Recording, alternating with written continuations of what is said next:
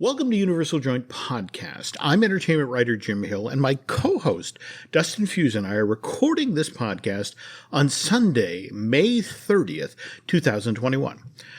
It's in the middle of a long, soggy Memorial Day weekend down here in the States, Dustin. As I understand it, Canada takes a somewhat different approach toward honoring those who made the ultimate sacrifice in service of their country. You guys have Canada Day, is that right? July 1st? Yeah, and then we've also got Remembrance Day in November. And yeah, we have some different holidays. We actually just had Victoria Day last weekend, so it's great. I feel so bad that you're having to deal with some horrible weather down there, because up here it's gorgeous. Everyone's getting out and enjoying the sun, although we can't go into stores or anything like that, but we're still having great weather. Well, that's nice to hear. But when we have weather like this, and it's historic cold down here for this time of year. We've been hitting the 30s and 40s at night. So, it's a time when one might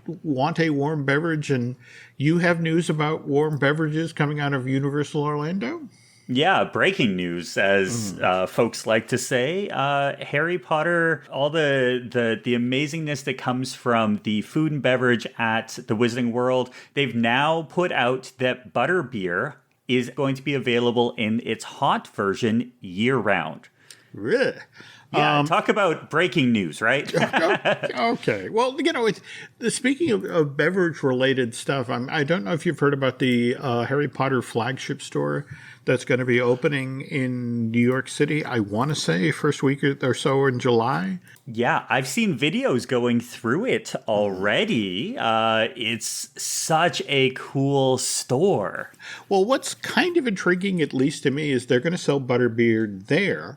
But it kind of gives you a sad look into what excites me, and the notion was they actually showed that the souvenir mug that they're going to sell at the store for butterbeer, they actually have a station set up within the store where you can go and wash your souvenir mug before you head on out to the streets of New York. And what was so funny that, when this image showed up on Twitter, immediately fans of the Wizarding World of Harry Potter at the Universal Parks were like, we need this at the Universal Parks. I don't want to take my sticky mug back, to the hotel. And it's like, okay, well. I did the same thing with my Flaming Moe, or Flaming Homer, as we all understand it. You get the souvenir glass, and do you really want to carry around that sticky used thing? But at the end of the day, you find a nice little water fountain, get some napkins, and then you throw it in the suitcase, and it's right actually in front of me, right next to my E.T. stuffed animal right here at the studio. So it's great.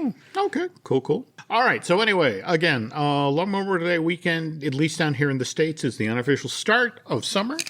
And what was kind of interesting is after all of us being cooped up with COVID for the past 14 months or so, according to the AAA, 37 million Americans were expected to hit the road on this 3-day weekend. And judging by the images that were posted on Friday, at least half of those folks drove to the Universal Orlando Resort and then got in line to enter that giant parking garage complex they have there that, what is it, has room for over 20,000 cars. And so why did so many people head to Universal Orlando for Memorial Day? Well, for starters, we have the Velocicoaster, which is not officially supposed to open until June 10th. But right after the annual pass holder previews that were held, May 2nd through the 5th, this attraction, this thrill ride, then entered soft opening mode and then became available to day guests starting on May 7th. And I think, what was it? Just this past Friday, the official POV ride-on version dropped, for Velocicoaster on, I want to say, the Universal or official Universal Orlando Parks blog. Did you check that out? Yeah, and I think the fact that you have these POV official videos coming out. It makes sense because up to this point, a lot of the fan sites and a lot of the YouTube community would try to be the first. And there were and are, Velocicoaster POVs out there. But I think Universal realized that with so many people at home and not being able to travel or planning to travel, they wanted to make sure that you had something to look forward to. And I love the sound effects. I love that they did it at the right time of day. I can't wait to see if they're going to do a nighttime one. But it looked amazing. And once again, I'm so jealous of everyone who's had that opportunity to jump in line and play with the Velocicoaster.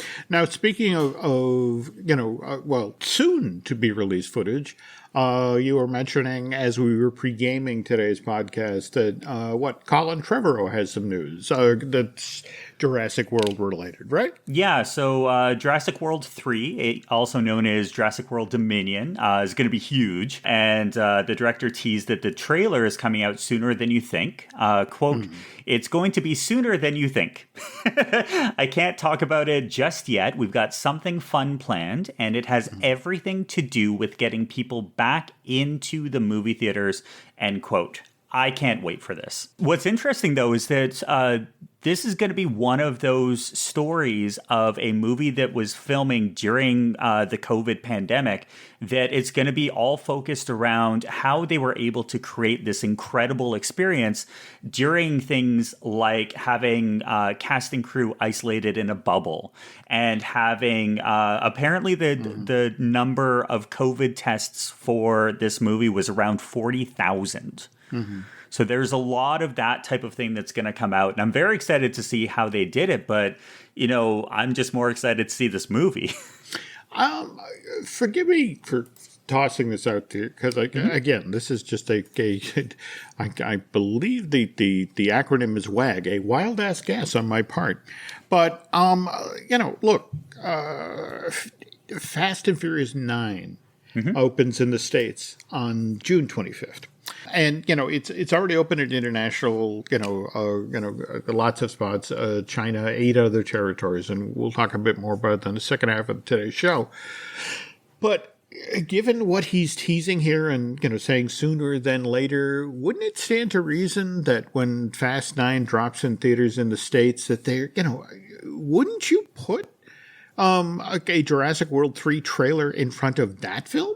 That's marketing 101 right there. That's a great idea. And I think we're also looking at the potential of possibly seeing what they are doing with Fast 9 with the lead up to that, which we talked about on the last show. Maybe they do the same thing with the Jurassic Park franchise. There's a lot of potential on what they're going to do. And depending on what markets they're trying to get into, that's going to dictate how much money they're going to be spending on this. But yeah, it's a movie that people are interested in seeing because they're bringing everyone back. And I think that's just going to be fun to see. Okay. Now, speaking of people coming back, and again, we were just talking about record crowds coming out to the Universal Orlando Resort for the Memorial Day weekend. But let's be honest, it's not just on the back of Velocicoaster. A lot of stuff has changed, just since we recorded our last show. Take, for example, what was it? May 6th, Universal Orlando drops the mandatory temperature checks before you can have to enter the theme parks. Then May 14th, word comes down that guests at the Universal Orlando Resort are no longer required to wear face coverings when they're outdoors on theme park property. This wasn't something that Universal came up on its own. It came on the back of new guidance that had been issued earlier that same week from the Centers of Disease Control and Prevention in regard to mask usage. That guidance still called for people to continue to wear face coverings in crowded indoor settings like, say, the queues of attractions. But if guests were outside in the theme parks or resorts, they could keep their mask off. And just so you know, as soon as Universal Orlando made this announcement, SeaWorld and Walt Disney World quickly followed suit, and guests at those theme parks who were outside could stop wearing face covering. And then just yesterday, Saturday, May 29th, word came down that fully vaccinated guests were no longer required to wear masks indoors. Now, where this gets interesting is Universal Orlando team members, even the ones that are fully vaccinated, still have to wear face coverings. And it's out of an abundance of caution, or so says a Universal Orlando spokesperson. And we should also note here that what sort of got the ball rolling here was, it was back on March 19th when the CDC decided that, we could go from, when it came to social distancing, we could go from 6 feet to 3 feet. And, in fact, it was interesting watching, all the people at Disney who had been in charge of laying down the various stickers, to okay, this is 6 feet and this is 6 feet, and suddenly run out to get more. So it's like, okay, this is 3 feet now, But I have to say, given how quickly things have changed in the past month in regard to, how we're handling COVID, I wonder what your thoughts are, Dustin, because obviously things are a bit different up in Canada right now. I mean, you guys are on the other side of your third wave of COVID at this point. And I want to say this past week, Prime Minister Trudeau said that he is hopeful, given the accelerated rate of vaccination within the populace, that Canada as a nation could return to a normal way of life by this fall. Am I getting that right? Yeah, you're on the right track. And what we've realized up here is that there's a difference of policy from province to province, and also from folks within different industries. So we're seeing the amount of activities that folks in the U.S. Are able to do. And up here in Toronto, for example, we're still technically in a stay-at-home order, and no essential retail or non-essential retail is still closed. For example, we can't go to the Disney store. We can't go to the mall and buy pants. We can't do any of that. I was actually telling you earlier that we went to the dollar store this morning, and you couldn't even go and buy candles for a birthday cake. Mm-hmm. So there's a lot of differences of what's going on for country to country. But I think the question that you asked about perhaps things being a little bit too quick for some folks, that's not just up here in Canada. I think that's also folks down in the States, because the idea behind going to a theme park is you're supposed to be able to escape reality. Mm-hmm. And then you have masks, and then you have social distancing. And within such a short amount of time, ironically, right before the major weekend, Memorial Day weekend, they start to say that you don't have to social distance, you don't have to wear masks, you don't have to do a lot of the things that folks in Florida and, team members were saying. You were just talking about, for example, again, folks, we've been, prepping this show for a couple of weeks yet, and it was like just trying to stay on top of explain about, what was it, the river ride and the plexi. Oh, yeah. So I had this, perfect thing that we were going to talk about, how the river adventure, you didn't have to wear a mask because it was outdoors and it was a water attraction. And then they started to take down the plexiglass, and then they, a couple of days ago, they said you can now go in every row. And I'm sitting here like constantly updating my notes, getting ready for the recording. And then they say, well, now you don't have to wear a mask if you're vaccinated. You don't have to, social distance. And I'm still sitting here like, we're still in a stay-at-home order up here. And what a lot of folks are realizing is that every location that you're thinking about, from Universal Orlando to Universal Studios Hollywood and around the globe, everyone's dealing with a different reality. Yeah, I don't know. So, yeah, up here, completely different. What we also find funny is that if you were to drive across the border, say from Quebec into New Hampshire, that's two different worlds at this point. It is. But at the same time, face it, we've been dealing with this for 14, 15 months at this point. And it's, take, for example, that whole fully vaccinated guests are no longer required to wear masks indoors thing. And the thing is that Universal Orlando is just going to take people at their word here. Here's the pertinent quote from a resort spokesperson. While we will not require proof of vaccination, we do expect our guests to comply with this revised policy and use face coverings if they have not been vaccinated. So, okay, just to be clear here, we're now all supposed to assume that when we see someone coming at us in a theme park and they're not wearing a mask, that guest is complying with Universal's new policy. And if they're there in the park enjoying themselves, that guest must be fully vaccinated. And are you familiar with the old Russian proverb? I believe it goes "Dovii no provii." Again, if you know your American history, this is Reagan and Gorbachev, and the English translation is basically trust but verify. As in, a responsible and intelligent person always verifies something before he or she commits to a course of action. And as of 2 days ago, only 41% of the population here in the States has been fully vaccinated. That doesn't give me overwhelming confidence. Those aren't great odds. And I say that as a 62-year-old guy who's been fully vaccinated since the tail end of April. But that also doesn't include the kids. Yeah. If I remember correctly, and we're getting into a different spin of things. Yeah. But if you're in the theme parks, you're bringing your family, and I don't believe as of this recording, believe me, by the time this comes out, there's a good chance that things can change. Yes. Things have been crazy dynamic. So, that. But if kids are, I believe, under the age of 12, there's not a lot of vaccinations happening for that age group. Those are the age bracket that's usually in theme parks. So there's a lot of conversation going around whether or not you are safe to go to theme parks. And I still believe you are, as long as you're taking the proper precautions. But if they're saying you don't have to wear coverings, you don't have to social distance.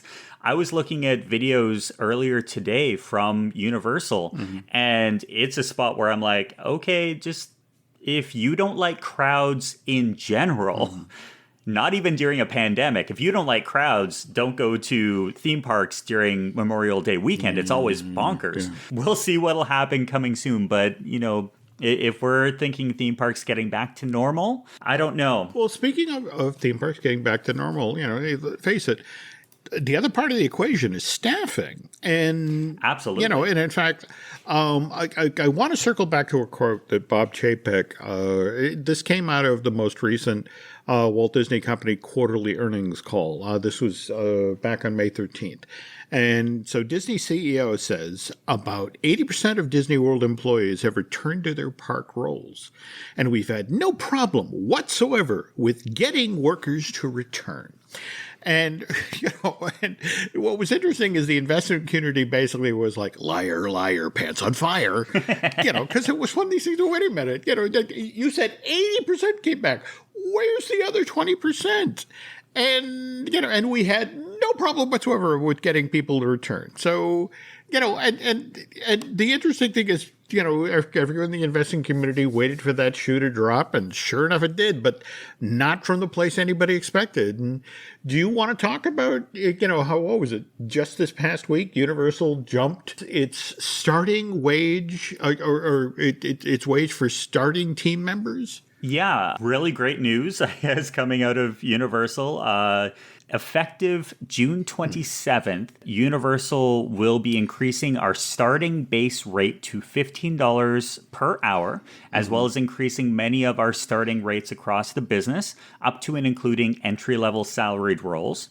In addition, many team members will receive a raise based on the new rates and their time with the company, and they'll provide more details on how this will personally affect the individual team members. But yeah, that shows that there's a difference in the market for employees and trying to fill these positions, not just at Universal, but across the board. Yeah. Now, it's worth noting here that Universal started or jumped its starting wage for, newly hired team members from $13 an hour to $15 an hour. It's according to them, it's the largest individual increase in wages in the history of the resort. But also worth noting here is that, think about it.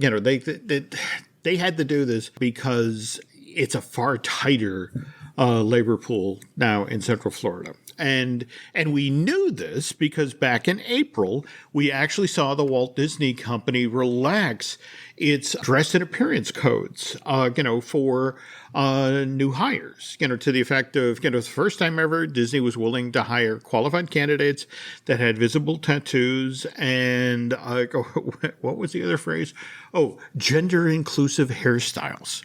So the fact that Disney had to do that back in April told us already that, they were having a tougher time, getting bodies through the door. And in fact, and you were talking, as we were pre-gaming about the college program. And, and yeah, that there's been some interesting news for Disney and Universal in regards to that as well. I guess they announced that they were starting up the college program before they had necessarily reached out to the universities and colleges that are part of the program. And they were like, yeah, interesting thing there. We're having trouble getting the kids coming back here too. So the notion of, the labor pool that they assumed would be there, that kids returning to physical schools at this point, the universities are struggling. Universities are struggling in much the same way as Universal and Disney are. So, interesting time. Now, just to be clear here, that and in fact, we've been talking about crowds, and how crowded it was over the long Memorial Day weekend. And I want to stress here that neither the Universal parks or the Disney parks at this point are operating at full capacity. They're not yet, anyway. Here's a key quote from a Universal Orlando spokesperson. "We always manage attendance to provide a safe and enjoyable guest experience, but plan to return to pre-COVID attendance levels as staffing and operational conditions allow." Long story short, we don't have the bodies right now to get back to full capacity, and we're still doing, still getting our arms around this COVID thing. So we are months away from this happening on either coast. Speaking of the West Coast, we should probably talk about what's going on at Universal Studios Hollywood. I think we mentioned on the previous show that theme park's Secret Life of Pets Off the Leash attraction finally opened on April 15th, and people love the queue that takes you through the various apartments where the creatures from those two Illumination films live. And a real highlight of the queue for that attraction is the room where you encounter an animatronic Captain Snowball. But did you see what just opened at Universal Studios Hollywood on the upper lot 6 days ago? Yeah, it looks like you can actually have a full-fledged conversation with Captain Snowball, which is incredibly cool. Mm-hmm. I love the idea that they're having a character interact with the crowds, and he's actually up on his balcony, mm-hmm. and he's shouting down to guests mm-hmm. as they're passing by. Mm-hmm. Very similar to any interactive experience that you see within the theme parks, where you'll have a voice actor able to have conversations similar to the donkey from Shrek, or even the water fountain. That's true. I was also thinking of Mr. Ping. Yes. They do that thing for Chinese New Year where, that they'll set up his noodle shop and, Mr. Ping will interact with guests and happily pose for selfies and that sort of thing. But, I have to admit, from what I've seen of the footage so far, looks like a lot of fun. And they also, they kind of caught a lucky break in that, Kevin Hart was the voice of Captain Snowball. So, this character, can be loud and obnoxious, which works in a theme park. Mm-hmm. That way you can hear him when he's up on his balcony yelling down at you. It's super interesting, though, that it's around the area of the old Walking Dead walkthrough attraction. Because what's going to happen with Halloween Horror Nights this year? Well, that's... I would imagine they'll just dress him up in his Captain Snowball outfit, and he will, hassle people as they go by. Now, speaking of recent openings, we have to talk about the Jurassic World Tribute Store, which just opened at Universal Studios Florida back on May 27th. Absolutely. And the big thing to keep in mind is that, once again, Jim and myself have not been able to go down to the theme park. So we're living vicariously through our friends like, BioReconstruct and Alicia Stella. But with the Tribute Store, which, by the way, is one of the most versatile merchandise locations in that park. I love how it reinvents itself all the time. Yeah, I have to admit, from the three most recent versions, when we went from the Christmas store with the, I'm blanking the name of the squirrel, to then what they did for the... Earl the squirrel. Earl the squirrel.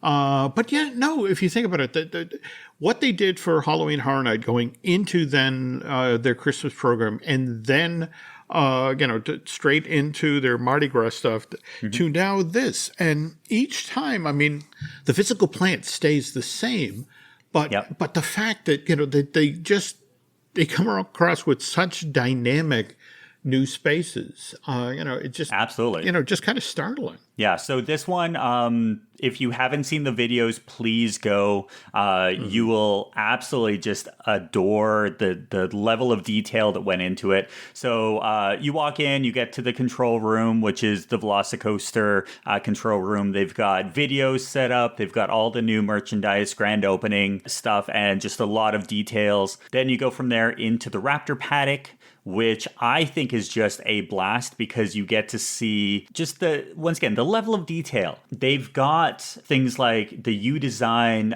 phone cases, personalized metal wall signs. They've got the Magic Company candles, which are really cool. They brought out designs and scents like the East Dock, Churro Stand, Sorno Redwoods, Pack Hunt, that kind of thing. But one of the things that we're famous for here on the Universal Joint is the Mold-orama. Yeah, and I forgive me, that I want to say Twitter, erupted when they showed the images of the the T-Rex and the sauropod that you can get at this thing, and initially it's like the Twitter sphere was like, these are not up to date, takes on dinosaurs, and and again, Jurassic World and Jurassic Park likes to be cutting edge, and I'm looking at it and I'm totally geeking out because no guys, you don't get it. These are the actual mold-o-matic figures you're looking at here.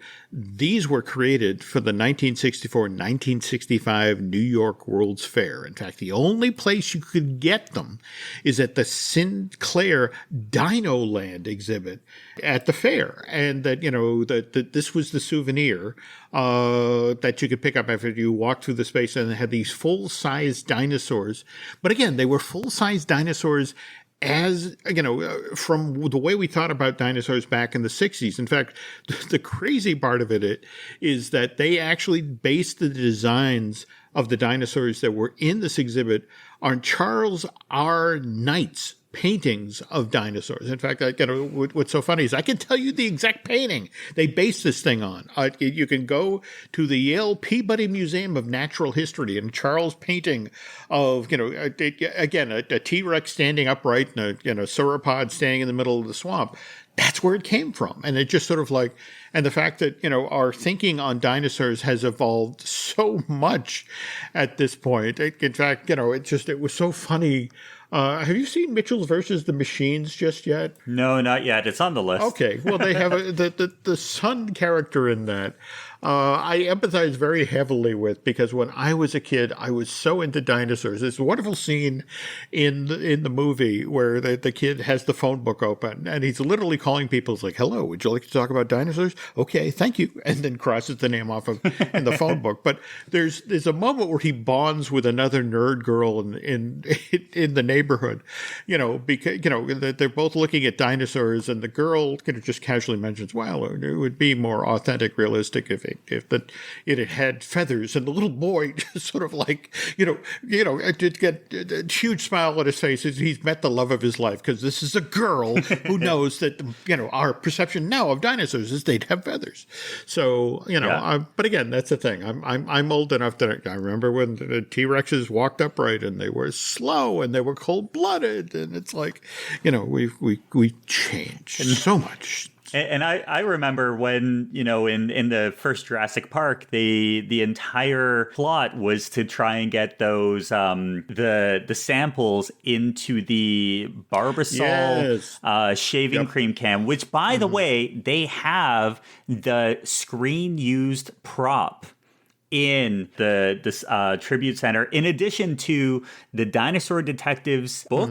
And the screen-used hat of Alan Grant. Wow. Lots of stuff in there. I think that, similar to the outside studio store that they just put into City Walk, same level of detail with trying to get these props and this story into a completely different world. So that's the Raptor paddock. And then in the lab, they have a behind-the-scenes look of just a lot of stuff. They also have, once again, I can't wait to get down there. My credit card and my debit card in my pocket are just burning a hole.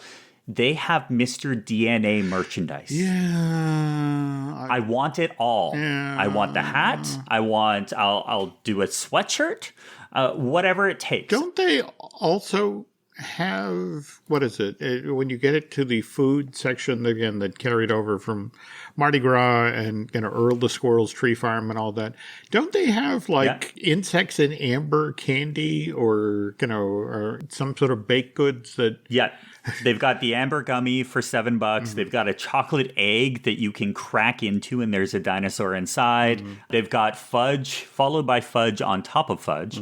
They've got a lot of blues and grays in that that cabinet. But yes, I want to be down there. Everyone who's doing it, jealous. But the other thing that I would kind of look at is just the level of detail that's going into this this store, and how so many people are going to think that they're done as soon as they've handed over their form of payment. No, if you get to the very end, you have to get a selfie with the statue of John Hammond, which is an actual screen-used statue from the Jurassic World film. Oh, all right. Well, hopefully shortly. But again, the one thing with the tribute stores is they're relatively short-lived. I mean, I don't think one of them has lasted more than 2 and 3 months at this point. And it's just, for those of us who have been watching from a distance, like, missed that one, missed that one.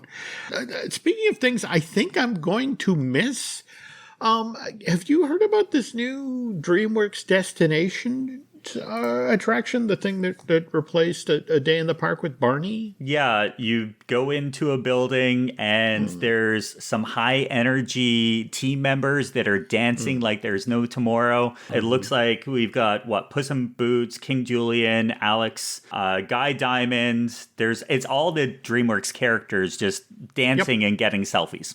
Well, I mean, I honestly kind of feel bad for the folks in Universal Entertainment, because you can almost see the timeline here, that they were, shutting down, the Barney attraction. They had this space in the kids zone. They had this wonderful theater set up. And at the same time, it was a tough time for people to do meet and greets and that sort of thing with the characters, obviously, because of COVID. So somebody must have come up with the show idea, with the notion that, in fact, what's interesting when you watch the videos from the team member previews, and my understanding that's the mode the attraction's in right now. It hasn't opened to the public officially. It's in team member preview mode. And, the notion is that they talk about, that first you get and you're right. It's amazing dancing, and especially amazing dancing for the people who are in those suits, with, the weight of them, the sight lines, the fact they can dance that well is stunning. But they then pause in the dancing, and the whole notion is, if you're number one, step up here and you get your picture taken with King Julian, then move to the next number one, and then, what is it? They the three characters that are on stage exit, and then three more characters dance in. But again, the whole notion was that it's a show that's set up for, to respect social distancing, and it's just the past month between, social distancing going from 6 feet to 3 feet, and then, the fact that, all the things we were just talking about the COVID safety things about, mask indoors, oh no more masks indoors. And, I have the uneasy feeling that this is a show whose expiration date is happening right now. Is this the first time that we've seen a potential attraction be announced, be set up, and actually not make it to a map by the time that it's canceled? I don't, see, but the thing is, I don't think, I think the DreamWorks Destination idea will survive. I just think they're going to have to mutate it, because this was created to be low capacity, done on the, on the back of people want to have their pictures taken with the characters. So they're going to have to somehow mutate it for larger audiences, because face it, you can now, in much the same way you were describing, removing the plexiglass in the river adventure and filling up all the rows, you can now fill up that entire theater, because we're not doing the 6 feet thing anymore, Yeah, they'll probably end up doing kind of what they did with the Epcot character spots, and, just set up a spot inside. But they're such important characters within the Universal resort that I don't think that they'll keep a King Julian or a Poe or a Guy Diamond inside of a location when they can plop them in front of, the fork in the road at Islands of Adventure. We'll have to see what happens here. But again, you always have to remember with these multinational corporations that, own theme parks, that, they always view them as, promotional devices. And what's interesting is people are making their way through the queue of the DreamWorks Destination show. They have to pass all these flat screens that are doing a promotion for Spirit Untamed, the new DreamWorks movie that'll be opening at theaters on June 4th. And I have to assume that they're also pushing Boss Baby 2, the family business, the sequel that, by the way, originally was supposed to be released at theaters on September 17th and just got moved up to July 2nd, which tells you a lot about how the company feels about this film, because you don't move a film into summer blockbuster season if you're not fairly certain you have a summer blockbuster on your hands.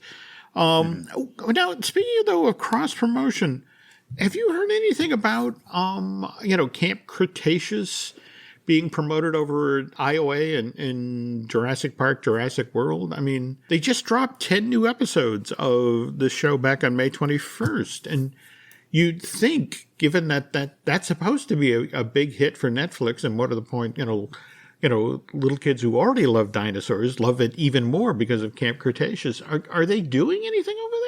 I haven't seen a lot, but as you said, there's new stuff popping up all the time. At Universal Studios Hollywood, they just opened up the Dino Play for Kids, which is the fossil dig site and the jungle climber and rope bridge right next to the Jurassic World ride. And then they also just opened up the second Raptor for the meet and greet. Bravo is now meeting interchangeably with Blue. So it would make sense that with a theme park, with Islands of Adventure and then with Universal Studios Hollywood, so in tune with the Jurassic World franchise, that there would be Camp Cretaceous stuff all over the place. Yeah, I think Alicia Stella at one point was showing photos of or was it maybe Carly Wiesel, that there was the equivalent of a Camp Cretaceous keychain thing. In fact, nice. I think they were probably showing off their Bumpy. And I want a Bumpy too. Speaking of in-park promotions, when Dustin and I get back, we will talk about the Universal Parks and the 2021 Tokyo Olympic Games and what's going on in the parks with that.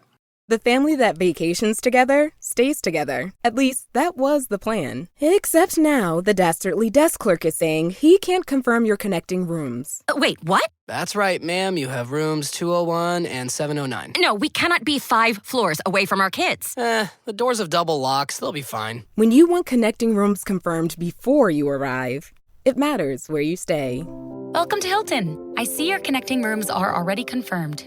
Hilton, for the stay. Every story you love, every invention that moves you, every idea you wished was yours, all began as nothing. Just a blank page with a blinking cursor, asking a simple question. What do you see? Great ideas start on Mac. Find out more on apple.com/Mac. All right, listen up, nacho chips. Quiet down, crispy potatoes. This is the moment Velveeta's been preparing you for, and you're not about to crack under pressure. Today's the day to go all in on the drip. Velveeta's Heat and Eat Queso is the MVP of any game day spread, so stick by them, and you'll be golden. Now get out there and make delicious history. No tailgate party is complete without Velveeta. And we're back. Okay, so we were just talking about the Tokyo Olympic Games. Okay, we are now less than 8 weeks out from this event, which was originally supposed to get underway in Japan last July. And in fact, if we're being completely honest here, remember, what was it? Super Mario or Super Nintendo World was actually created, with the notion of we will have this open at Universal Studios Japan and Osaka in time to take advantage of that huge influx of tourists who will be coming to the Olympic Games, in Tokyo in 2020. And obviously, COVID-19 knocked that off schedule. But anyway, if all goes according to plan, the delayed version of the 2021 Tokyo Olympic Games will get underway on Friday, July 23rd. And right now, folks, that's a pretty big if, given that just this past Friday, the Japanese government extended the state of emergency covering major cities in that country, which was put in place back in April 25th to be exact, in an effort to contain yet another flare-up of the pandemic. Anyway, the state of emergency in Japan, which covers the capital of Tokyo, Osaka, again, that's where Universal Studios Japan is, and 7 other prefectures, it's just been extended through June 20th of this year, which is less than 5 weeks from the start of the 2021 Tokyo Olympic Games. And now I bring this up because if again, we were talking about the record crowds, down at the Universal Orlando Resort, for the Memorial Day weekend. And a lot of folks just over these last couple of days are marching through the gateway, through the giant arch that leads into Universal Studios Florida. And they're encountering a pretty big push for the Olympic Games. Okay, so let's start with that archway. As you pass under it, you pass under a giant red medallion that reminds you that the 2021 Tokyo Olympic Games will be held July 23rd through August 8th of this year. And more importantly, that those games will be broadcast on NBC. Also, now as you go through the gate and you're walking to Universal Studios Florida, you're headed up Production Central toward Race through New York, starring Jimmy Fallon. So you walk by the Universal Music Plaza stage. They're hanging off the stage. You have giant, colorful banners that are paying tribute to noted U.S. athletes like Simone Biles. And they're on the plaza because, the Universal likes to reuse things. We have those food tents that we had for Mardi Gras and Halloween Horror Nights. In fact, I think this was where you could get that thing with corn that was supposed to be teeth. Remember that from Halloween Horror Night? It's amazing how some of these things just, they were only a couple of months ago, but it seems like generations ago. But yes, they did have corn that was like teeth. Yeah. Yes, there we go. But anyway, so now these food booths are being used to sell cuisine, that reminiscent of what you'd get if you actually traveled over to Japan and attended the 2021 Olympic Games. And then finally, and this is what's fascinating, just this past Friday night, we had a brand new nighttime show debut out on the lagoon at Universal Studios Florida, and this is a celebration of the Olympics on NBC, and it uses all of this amazing footage that they got from NBC Sports. Again, a great looking show, by the team that does such a great job with shows like Cinematic Celebration and that sort of thing. But, well, look, it's not really all that big a surprise that Universal Studios Florida is promoting the 2021 Tokyo Olympic Games, especially given that Comcast, back in May of 2014, they actually paid an unprecedented $7.75 billion, that's billion with a B, folks, to secure the broadcast rights to the Olympic Games for NBC and all of the NBC-affiliated cable channels through 2032. And so obviously Comcast wants some sort of return of investment for that $7.5 billion that they put, paid out to the IOC, which is why they began advertising the then 2020 Tokyo Olympics Games back in July of 2019. But of course, the pandemonium knocked those promotional plans into a cocktat, which is why Comcast is now redoubling its efforts. It's leaning hard on various divisions of this corporation, like the Universal Parks and Resorts, to help get the word out about the 2021 Tokyo Olympic Games. And the folks at Universal Studios Florida, that's like, okay, sure. Promotion is a two-way street. So we'll help you promote your 2021 Olympic game broadcast if you in turn help us with Velocicoasters. So, so that's why on June 10th, the Today Show will be on site for the opening of this new IOA thrill ride. Even with, the theme parks helping Comcast promote the Tokyo Games, I have to tell you, Dustin, the folks at NBC Sports are nervous as hell, largely because just 6 days ago, the Center for Disease Control and Prevention here in the States issued a Level 4 travel health advisory, which started out with this rather blunt statement: do not travel to Japan due to COVID-19. So, okay, think about this. You're an executive at, NBC Sports. You already had to move, and you put years into the planning of how you were going to broadcast, the Tokyo, 2020 Tokyo Olympic Games. And you had to move it last summer. Mm-hmm. In fact, they found out, I want to say in March, that the games are going to be canceled. So, all right. So, we had, then they had, all right, we found out in March, and that gave us time to fill the hole in our schedule. But now, we just had, just literally this past Friday, the nation of Japan extend its state of emergency to June 20th. And what if the IOC, the International Olympic Committee, what if they decide it's just too risky for athletes to travel to Tokyo and opt? And the thing is, right now the IOC has flat out said there is no plan B. All right, because you got to remember that they moved the Summer Games, they did not move the Winter Olympics.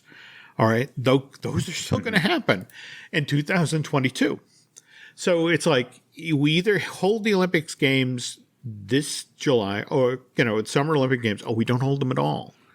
And so you're an NBC executive and you don't have 3 months to plan for a hole in your schedule. You got 6 weeks. Mm-hmm. That's the stuff of nightmares. Now add to this that in Japan right now, current polling shows that 60 to 80% of that country's residents now want the 2021 Tokyo Games canceled. And the concern there is, well, what happens when 15,000 Olympics and Paralympic athletes from more than 200 countries descend to Japan, which is already overwhelmed by the pandemic. Now, mind you, the IOC is insisting that, more than 80% of the athletes and staff staying in the Olympic Village have already been vaccinated.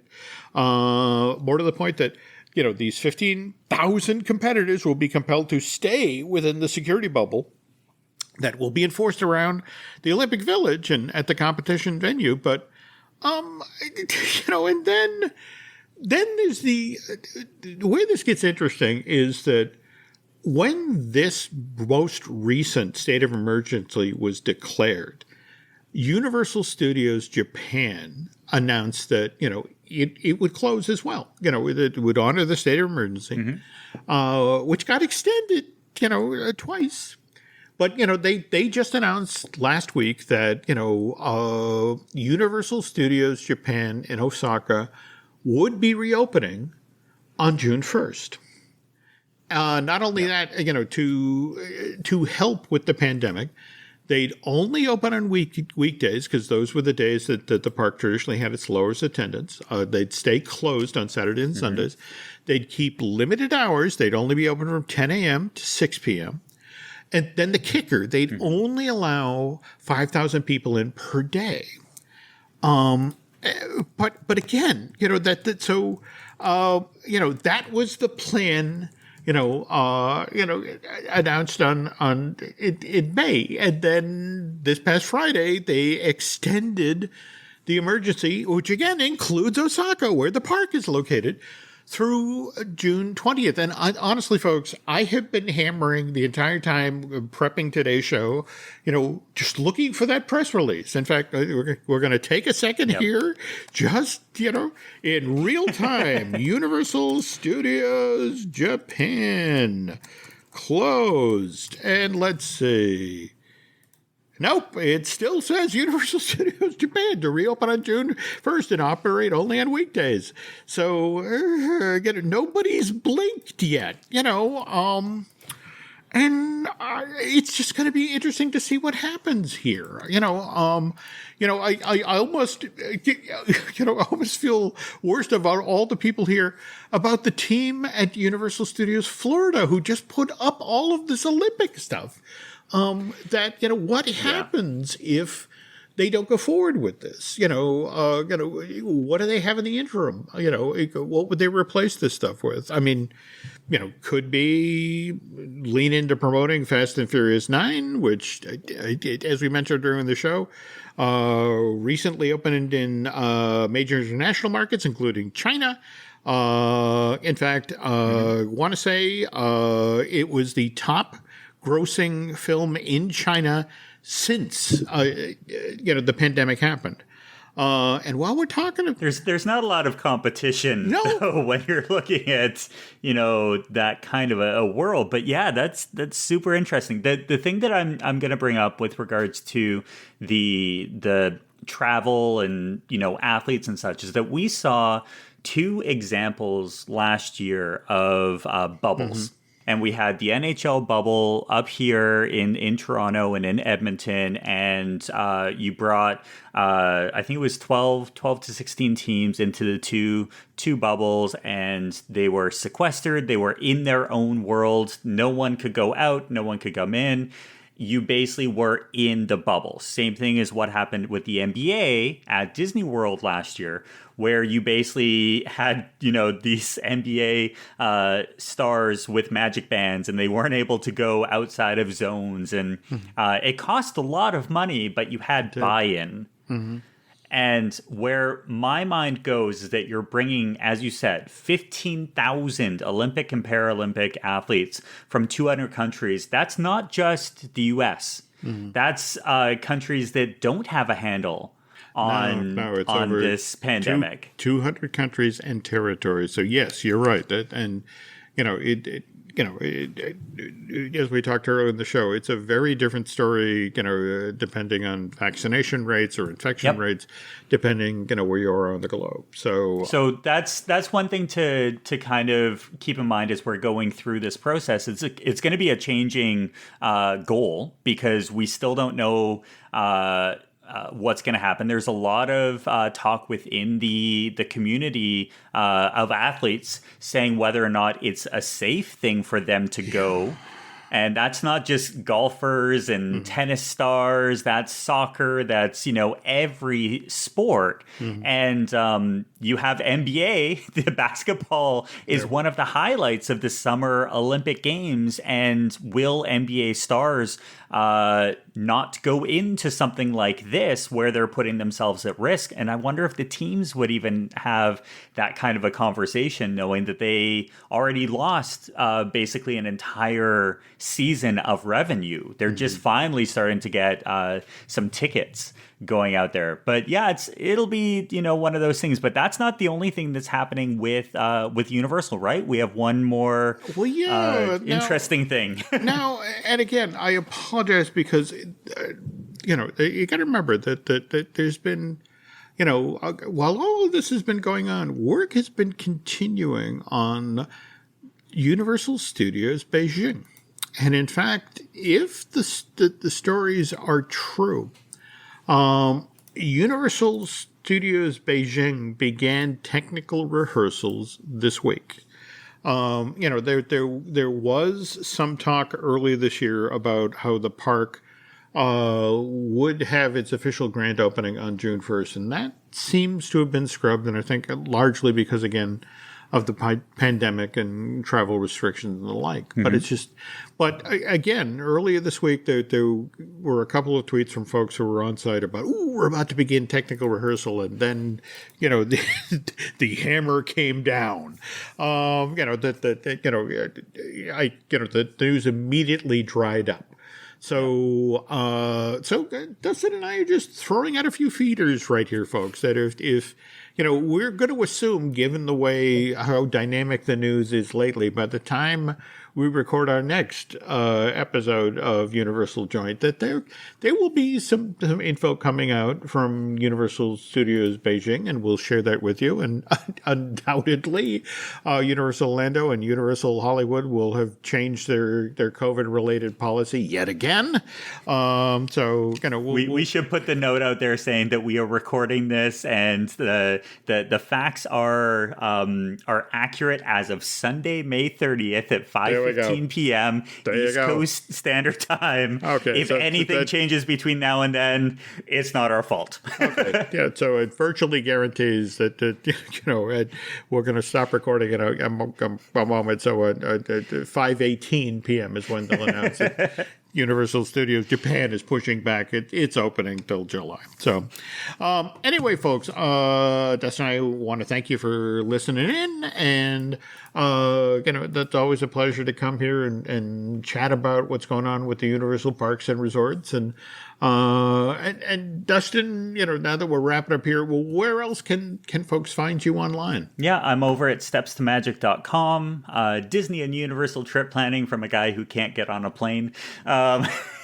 It's really fun though, because I'm having a chance to update articles and revisit things a little bit more often as team member friends are reaching out and saying, hey, this is what's going on in the parks. So our hope is to get down there, but for anyone who is checking out the Velocicoaster and spending time at the parks, we're there with you because you guys are living the dream that some of us who can't get down to. But yes, stepstomagic.com for all your Disney and Universal, talking about cupcakes and all. Very cool. All right. We'll tell you what, folks, that's going to do it for us. And Nancy would like me to remind you that we have a couple other podcasts here. We've got Disney Dish with Len Testa.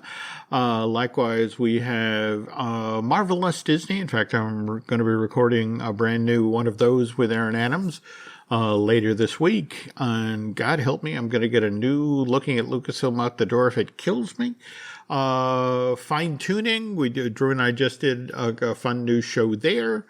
And I still want to get a merch show out the door with Michelle Valladolid. The I want that, but I gotta find the time to do that. All right. Beyond that, Nancy would also like me to remind you that we have a wonderful sponsor here at Universal Joint. That is Storybook Destination. They are our trusted travel partner. So if you're looking for a worry-free travel experience, please book online at storybookdestinations.com. Likewise, if you want to keep tabs on us social media-wise, you can find us at Twitter and Instagram as Jim Hill Media and over on Facebook as Jim Hill Media News. And, all right, I'm going to do one more check here, Dustin, just to be sure. And, yeah, Universal Japan still reopening on June 1st. So, okay, it's 5:20 p.m. on Sunday, so that story will break in just a sec. Well, it's not our fault. Okay, thanks for listening again, folks. We'll be back soon.